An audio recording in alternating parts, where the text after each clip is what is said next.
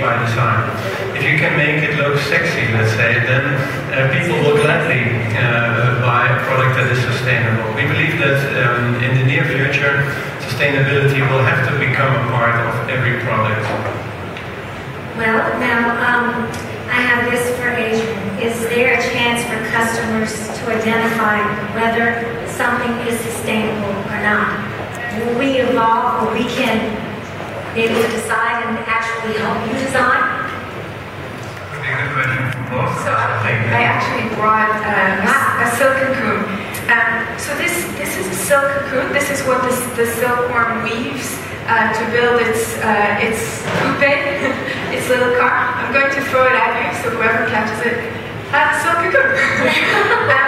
This is an unfolded silk cocoon. We've just built a 12 by 12 by 12 foot pavilion using silk, digitally manufactured, and also using 6,500 silkworms. And I'm going to use Adrian's help to unfold the silk cocoon. So just hold this edge and this edge.